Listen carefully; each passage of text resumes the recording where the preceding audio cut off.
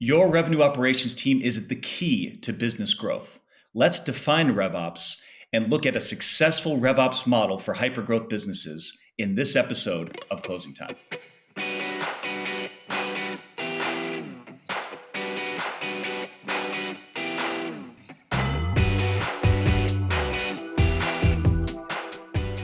Thanks everyone for tuning into Closing Time, the show for go-to-market leaders. I'm Dave Osborne, Chief Sales Officer, and I'm joined by Eddie Reynolds, who does strategic RevOps consulting for B2B businesses. Welcome to the show, Eddie. Thanks, Dave. Glad to be here. So let's go back a moment in time, not so long ago, when we had sales ops, we had marketing ops, we had CS ops, but things have changed recently, right? Now we have what we call RevOps. So how would you define RevOps and how does that fit in with some of those other teams? Well, first I would say I don't think anything's changed. I think we like to slap new labels on things and make it sound sexy, but at the end of the day, we've always been interested in making sure that sales, marketing, and CS are working in every business, whether that's a B2B SaaS startup or, a steel plant manufacturer.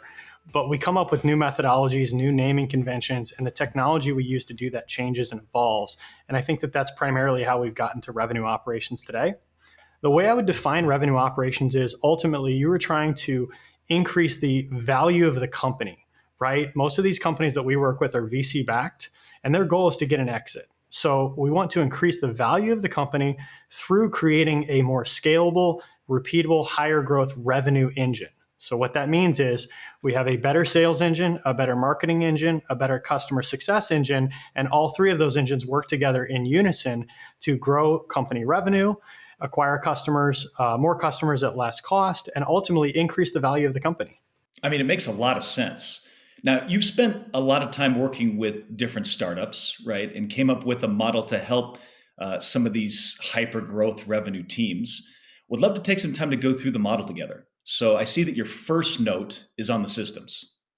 It's funny you mentioned that, and I debated putting that there because that's the last place I think companies should start. Unfortunately, it's where most of them want to start. And so if you're referring to my website, I probably put that there knowing that that's what people are looking for, but trying to take people down a path of understanding that the systems do not work if you don't have the strategy and process in place to know how to use those systems. Yeah, makes a lot of sense. Now, you mentioned process, so let's talk a little bit more about that. So defining effective and efficient processes to execute these systems is, I assume, kind of how you're thinking about it, but would love to hear your feedback. Yeah, absolutely. So when you start a company, let's talk about an early stage SaaS startup. The founder has a vision for how they're going to build a better mousetrap and go to market. And that oftentimes starts out with building a really great MVP of the product and then founder-led sales. And as companies evolve past that, they oftentimes will hire a VP of sales or a CRO and or a CMO, and those folks should have an idea of how they're going to go to market.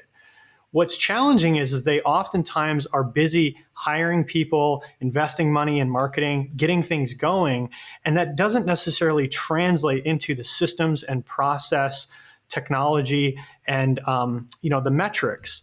And so we see this big gap where the salespeople are out trying to hammer the phones and marketing is out trying to produce content, and it gets disconnected really fast, especially as the company grows. And so where RevOps comes in is to say, let's rein that in. And for example, let's talk about the CRM, right? Let's make sure that when we have salespeople putting deals into the CRM, that they're following the sales methodology that the sales leader has deemed to be the best fit for the go-to-market motion and for the customers that we're trying to acquire. And so one of the methodologies that we use here at Union Square Consulting is something we call the revenue efficiency pyramid. And we think about this as a pyramid, and we think about getting those foundational elements right before going to sort of the advanced shiny bells and whistles. So let me give you a tangible example here. Everybody's excited about AI and machine learning and all these fancy tools for forecasting. But how do you do that if you look at the sales pipeline and all the data is dirty? Because there is no sales methodology, because salespeople have no process and they just throw junk into the system. Well, if you throw junk into the system, then the system won't give you anything back. The CRM becomes an admin tool that becomes more of a burden than a blessing for the sales team and the marketing and CS team by extension. And you have to fix those foundational elements before you can take the next step and get more value out of your tools and out of your revenue engine. Makes so much sense. I mean, I would imagine most CROs are struggling with CRM hygiene, right? And the garbage in, garbage out kind of that you're describing. It's hard to run a business when we're operating on poor or insufficient data. It's very, very rare that we take on a new customer and open up their CRM and their other systems on day one and just go, oh my God, they've got such great data. It's almost never happens. It's like seeing a unicorn in real life. Like no one's seen that before, but I think it's the promised land that we all aspire to get to, right, with time. Moving forward, I know the next step in your model is enablement. And I was, again, so happy to see you call this out because I've seen so many businesses fall short in this particular area. And you define this step as ensuring that the team is well trained on systems and processes. So similar to what we were just tugging on there from a cultural perspective. Yeah. And again, I think like the webpage that you've obviously referenced, I have things sort of in reverse order. So I see enablement as sort of the second to last step because you need to get your strategy and process and metrics down to know what to enable. But enablement is key. When I worked at Salesforce, I covered about 300 customers using Salesforce. And in the 7 years since I worked at Salesforce, I've worked with hundreds more companies in actually trying to get all of their revenue tech stack working and get all of this value that people are trying to get. And inevitably, about half of the customers I've worked with over the last 10 years don't get that value. And the primary reason is a lack of enablement. Usually, the core issue is that senior leadership is not involved. It's something that they abdicate. Notice I didn't say delegate. They abdicate this to somebody junior in the organization without the resources or power to make it work. And then the people using the systems are not enabled. They don't know how or why to use the systems, and they revert back to doing what they were doing before those systems were purchased. Right. Repetition is key. So kind of thinking about this on a linear fashion. So we have the processes, we have the systems, the teams are enabled. Now you're looking at insights. So I assume this is at the point in the journey that you're starting to analyze the data to provide the leadership with insights as to what's working and what's not. Yeah, so I did a couple of podcasts of my own with Channing Ferrer, who used to run sales operations at HubSpot. Brilliant leader. And he talked about the idea that, without insights, it's not RevOps. If all you're doing is administering systems, then that's systems admin in my mind. Where the rubber meets the road is insights, because you can't define your metrics without understanding your strategy and process. And those metrics then, if analyzed appropriately, will give you more feedback into whether your strategy and process is working. And you can't get the data for those metrics without the systems and the enablement. So it really comes like center to all of revenue operations. And I think like a big gap that a lot of folks in systems admin and even revenue operations have is you can't just run the report. You need to dig through it. You need to slice and dice the data. You need to think about, what is the hypothesis that I'm trying to test with this report? What am I trying to learn here? What is it that we're trying to produce in the business? We're trying to get our outbound program to build more pipeline and close more deals, or we're trying to get this marketing channel to generate more revenue. What am I looking for in this data? And when you start to dig deep into it, and by the way, this is really hard to do if you're one of these RevOps team of one folks that's just getting inundated with requests all day, every day through Slack and email. You need protected time to do this. This is where the real value comes in. And again, I've spent 10 years working with hundreds and hundreds of companies, and I've never once met a CEO or a senior executive that doesn't say, I want insights into my business. Absolutely. Makes sense. So the last step in your model, which I suppose we could argue should be the first step in the model, is to define the strategy where you're creating kind of the overarching method to manage all of the above and prioritize how we should be thinking about and executing against it. Absolutely. And so we've kind of described this another way through our revenue operations pyramid. And you think about, defining our targets. Who is our ideal customer profile? What are the buyer personas we're going after? What channels are we going to target them with? What is the actual process to do outbound calls, to run our marketing program, to get in front of those customers? How do we take them from a stage 1 or a stage 0 opportunity to stage 2, stage 3, stage 4 to a closed deal? What is the handoff process from sales to customer success? What do we do after we've started working with a customer to identify unhealthy customers, and what do we do about it? What signals do we look for to grow accounts? What is our process for renewals?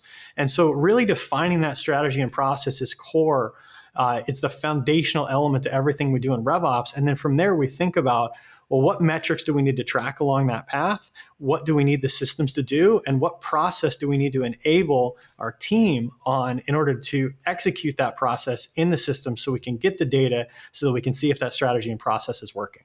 Makes so much sense. Relentless prioritization, critical to all RevOps teams, but especially when you're one of those lean and mean teams like you described, the team of one, right? That has so much to do. Got to be relentlessly prioritizing your time. Well, and the funny thing about this is we have this pyramid and it can feel really overwhelming, but when we break it down and we think about like defining who our targets are, defining our sales methodology, defining our process, some of these things are things you can knock out in one day. And I've worked with companies that have been in business for 5 years, 10 years, 15 years, and they still haven't gotten this right. We had a meeting not too long ago where we were sitting in front of 5 folks and we were looking at their document outlining their process for lead management. And we said, what is the difference between stage 2 and stage 3? And there are 5 people in the room and they all looked at each other and looked at us and they said, we're not sure. We have to ask someone else. This is their own internal document. And you know, that's all fair. Like they're growing really fast. They're quite a large company at this point. But these little things are knobs that we can tweak in revenue operations to get more revenue out of the revenue engine and ultimately do it at lower cost, thereby increasing the value of the company. And that's what it's all about, right? And so there's a lot of these like pieces of low-hanging fruit where we can go in and we can identify obvious inefficiencies and fix them and just generate more revenue with the team we have and the resources that we have. You know, it's funny. I think the advice I've given a lot of executives when they're starting at a new company is, you know, asking kind of the dumb new guy questions, right? And one of them is, why do we do it this way? And if the answer you get back is because we've always done this way, or we don't know, like that should be a red flag, right? Those are the things we want to dig into because what got us here today is probably not going to get us to where we need to go, you know, in the next 2 to 3 years, right?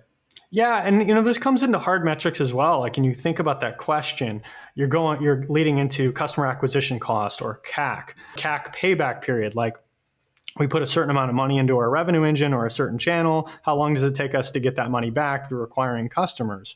And you start to look at that across different channels. We're doing a podcast here. We've got our email marketing program. We've got paid ads. We've got salespeople making cold outbound calls. We have our CS team that we should either grow or shrink. I would advise you grow it, by the way, especially right now. And which of those programs are helping us to attract and retain and grow customers most efficiently? Where should we double down and where should we pull back? And right now in this environment, that's what everyone is thinking about. Every CFO is scrutinizing every area of the business. And the big challenge that I see is a lot of CFOs right now are just making cuts across the board. And that might be sort of like, what's the expression? Something like cutting your nose to spite your face. You know, you might cut a program without having real insight into whether or not that program is producing the desired result just because you don't understand it and you're looking for places to make cuts, but that's going to have a detrimental effect on the business.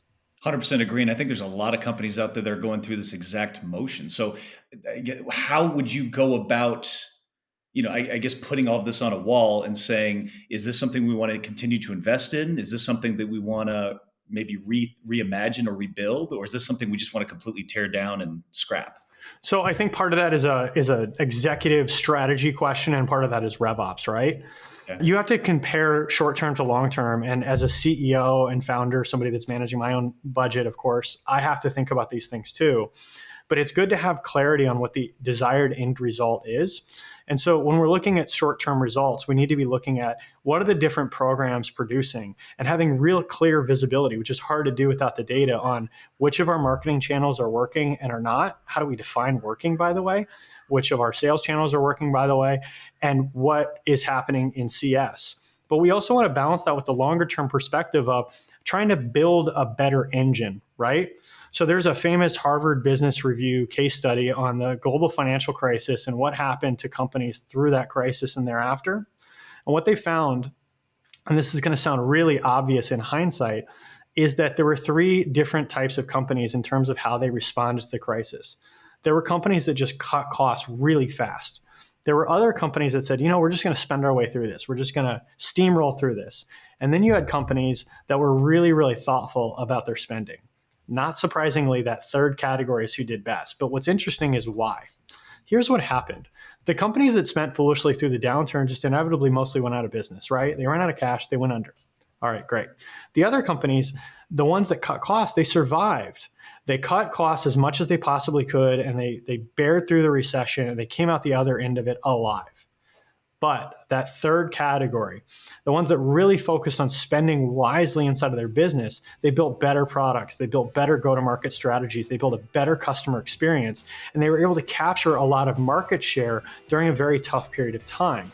When the economy rebounded, they were able to slingshot past their competition because they had a better mousetrap and a better way for getting that mousetrap in front of their ideal customers. And their competitors who had just cut costs across the board couldn't compete. Wow, that's a great example. Well, Eddie, great insights. And thanks so much for joining us on this episode of Closing Time. Yeah, it's been really fun. Awesome. Well, remember to like this video, subscribe to the channel, and tick the bell for notifications so you don't miss an episode. We'll see you next time on Closing Time.